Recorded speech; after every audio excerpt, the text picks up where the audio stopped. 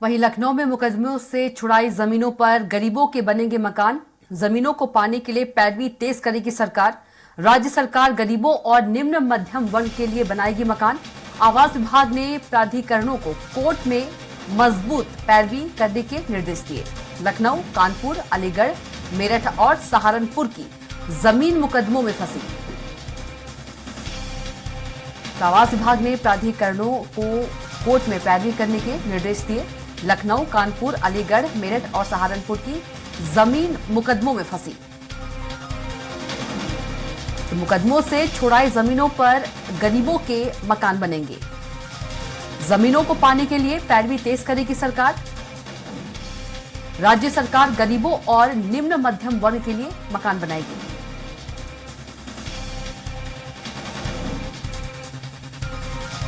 लखनऊ, कानपुर, अलीगढ़, मेरठ और सहारनपुर की जमीन मुकदमों में फंसी। सरकार गरीबों और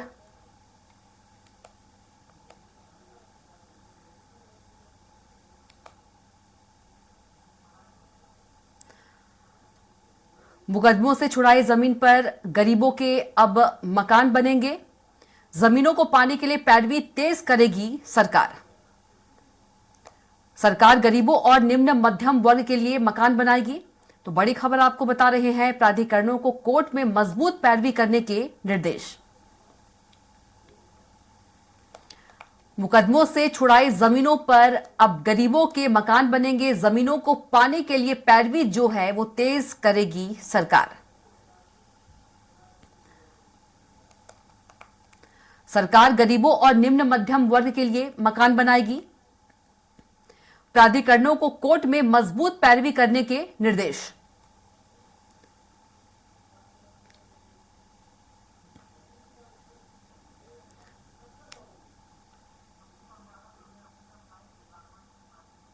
और इसी खबर पर ज्यादा जानकारी के साथ उत्तर प्रदेश के संपादक राघवेंद्र त्रिपाठी जी हमारे साथ जुड़ गए हैं। राघवेंद्र जी, अच्छी खबर है क्योंकि मुकदमों से छुड़ाई जमीनों पर गरीबों के मकान बन सकेंगे। जमीनों को पाने के लिए जो पैरवी है वो अब सरकार जो है तेज करेगी। देखिए कविता जी, लगभग 9 लाख वर्ग मीटर जमीनें ऐसी हैं जो पास इलाके में है, बड़े शहरों में है, जो भूमाफियाओं के कब्जे में है। उनका विवाद न्यायालय में चल रहा है और योगी सरकार की लगातार कोशिश रही है कि जो विवादित जमीनें मुक्त कराई जाए, उस पर गरीबों के लिए आवास बनाए जाए। आपको याद होगा कि प्रयागराज में जो माफिया आतिक अहमद था, उसके कब्जे से जब जमीन मुक्त कराई गई थी, 6 महीने के अंदर उस पर मकान बनाकर गरीबों को सौंप दिए गए थे। तो योगी की सरकार की कोशिश यही है कि जो बड़े शहरों के मामले कोर्ट में लंबित चल रहे हैं, किसी ने सरकारी जमीन पे एक झुग्गी झोपड़ी डाल दी, उसके बाद में स्टे ले लिया, मामला 20-20 साल से पेंडिंग चल रहा है और हजारों वर्ग मीटर जमीन पे कब्जा चल रहा लोगों का।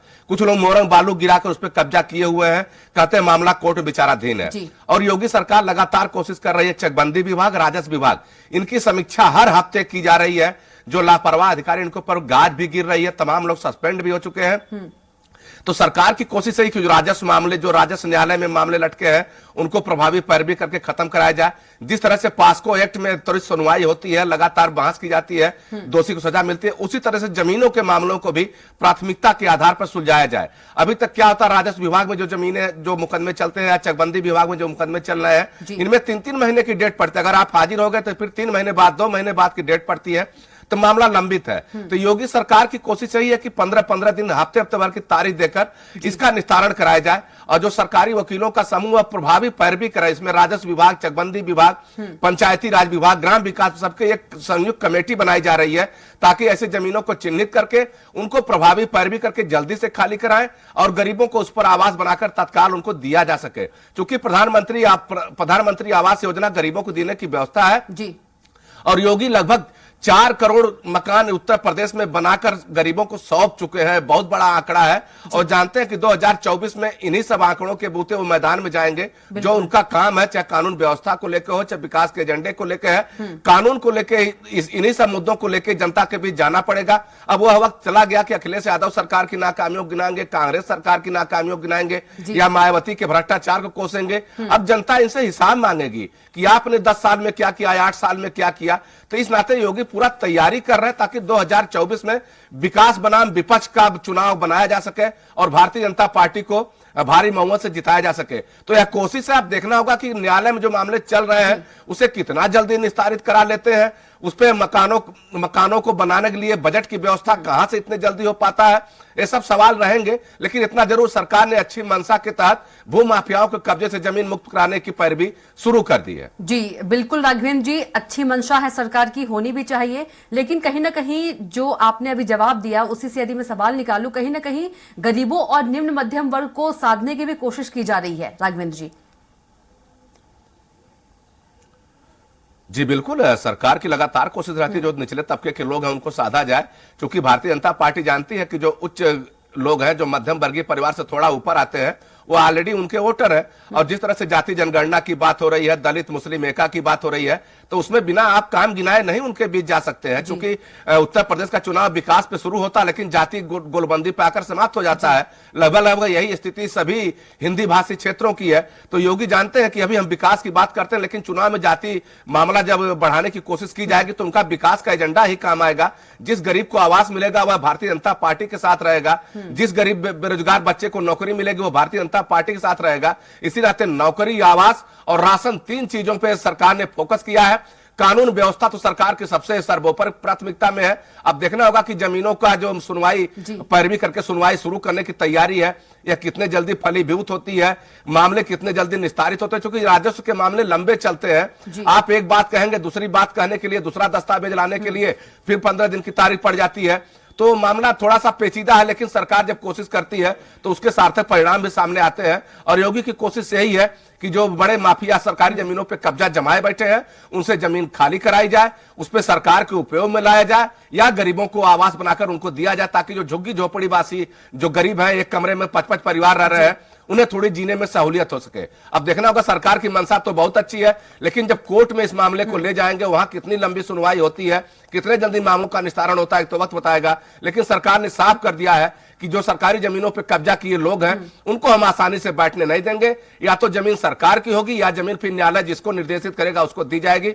विवादित जमीन बहुत दिन नहीं रहने वाली है। जी बिल्कुल, कहा जा सकता है राघवेंद्र जी की पूरी तरीके से सरकार की ओर से भूमाफियाओं पर शिकंजा जो है वो कस दिया गया है।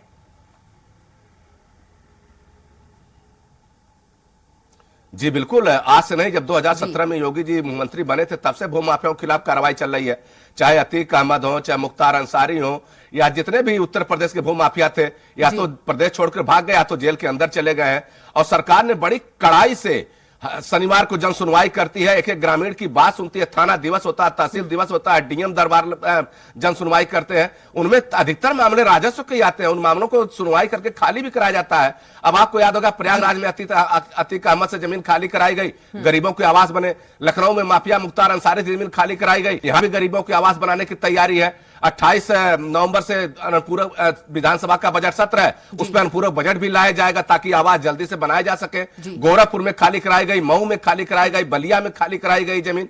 तो योगी सरकार तेजी से काम तो कर रही है, लेकिन जो मामले न्यायालय में विचाराधीन है उस पर शायद इतनी जल्दी कार्रवाई थोड़ा मुश्किल है, क्योंकि राजस्व विभाग में अगर कोई मुकदमा है बिना किसी सुनवाई किए अगर एक तरफा फैसला आता है या कोई सरकार जबरिया करती है तो उसे हाई कोर्ट और सुप्रीम कोर्ट से भी मौखिक खानी पड़ सकती है। तो सरकार जानती है कि प्रभावी पैरवी से मामले को निस्तारित करना है। मान लीजिए कोई व्यक्ति आज लोअर कोर्ट में मुकदमा हार गया, फिर वो हाई कोर्ट अपील करेगा, हाई कोर्ट में हारेगा, फिर सुप्रीम कोर्ट करेगा, इसमें वक्त लगेगा। लेकिन सरकार ने एक अपनी मंशा जाहिर की है कि ऐसे मामलों को हम इग्नोर नहीं करेंगे, उस पर लड़ाई लड़ेंगे और जमीन को खाली कराएंगे। अब देखना होगा कि इस पर कितना सफल हो पाती सरकार, लेकिन इतना जरूर है कि जो भूमाफिया सरकारी जमीनों पर काबिज है अब उनके बुरे दिन शुरू होने वाले हैं। जी बिल्कुल, राघवेंद्र त्रिपाठी जी आपका बहुत ही धन्यवाद तमाम जानकारी साझा करने के लिए।